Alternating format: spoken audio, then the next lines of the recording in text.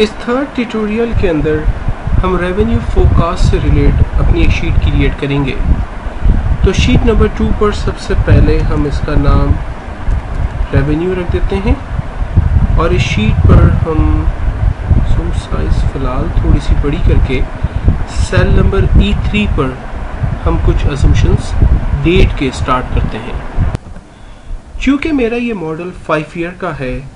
और ये जनवरी 31 2016 से स्टार्ट हो रहा है और मुझे इसमें मंथ वाइज रेवेन्यू देखना है, तो मैं एक और डेट यहाँ पर टाइप करता हूँ 29 Feb 2016 और हम इन दोनों को कॉपी कर लेते हैं और ड्रैग करते हैं ईयर 2021 तक, दिसंबर 21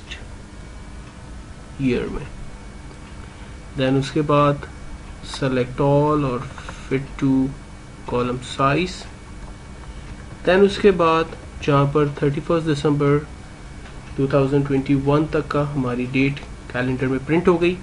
उसके बाद एक कॉलम हम एम्प्टी करते हैं और उसके बाद क्वार्टर वाइज रिपोर्ट देखेंगे। देखें, याद होगा आपको, हमने शुरू में बात की थी कि मॉडल आपका डिटेल होना चाहिए और समराइज भी होना चाहिए। तो हमने मंथ वाइज अगर रेवेन्यू को देखना है तो हम इजीली इवैल्यूएट कर सकते हैं। अगर क्वार्टर वाइज देखना चाहते हैं तो हम डिटेल दे रहे हैं, लाइक सपोज क्वार्टर 1 ईयर 2016 होगा, देन क्वार्टर 2 2016 होगा,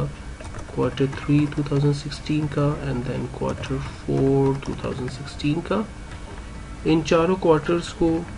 रेंज में लेते हैं एंड देन उसे ड्रैग कर लेते हैं क्वार्टर 2021 तक के लिए। फोर्थ क्वार्टर तक के तमाम क्वार्टर्स हमारे पास यहाँ पर जनरेट हो गए। देन उसके बाद अगेन एक कॉलम एम्प्टी करते हैं और फिर उसके बाद ईयर वाइज अगर हमें अपने पूरे मॉडल को समझना हो तो हम ईयर की हेडिंग यहाँ पर टाइप करते हैं और ड्रैग करते हैं ईयर 2021 तक।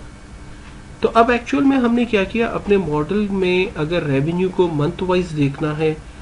तो हम उसे मंथ वाइज भी देख सकते हैं, अगर क्वार्टर वाइज अपने बिजनेस की ग्रोथ को देखना चाहते हैं तो उसे भी देख सकते हैं, और अगर ईयर वाइज अपने बिजनेस की ग्रोथ को देखना चाहते हैं तो हम ईयर वाइज भी बिजनेस की ग्रोथ को देख सकते हैं। मैं ये चाहता हूँ कि मेरे मॉडल में कॉलम ए से लेकर डी तक की तमाम जो मैं हेडिंग्स और असम्पशंस और जो भी चीज़ें मैं टाइप करूँगा वो मेरी फ्रीज होनी चाहिए, और इसी तरह से रॉ 3 तक के तमाम हेडिंग्स और डिटेल्स जो है वो मेरी फ्रीज होनी चाहिए। तो ऐसा करने के लिए मैं कॉलम E3 से एक स्टेप नीचे और कॉलम डी से एक स्टेप आगे, यानी सेल नंबर E4 पे मैं मौजूद हूँ और मैं व्यू के टैब में जाकर फ्री स्पैन्स में से फ्री स्पैन की कमांड का इस्तेमाल करता हूँ। इससे मुझे फ़ायदा ये होगा कि अब मैं जब आगे की तरफ जाऊँगा तो मेरी पीछे की डिटेल्स जो है वो सेफ रहेंगी, और अगर मैं नीचे की तरफ आऊँगा तो मेरे टॉप पर जो हेडिंग्स हैं वो मेरी फ्रीज रहेंगी, वो चीज़ें मूव नहीं होगी और मैं अपनी इस पूरी बैलेंस शीट को आसानी से रेवेन्यू शीट को आसानी से स्टडी कर सकता हूँ।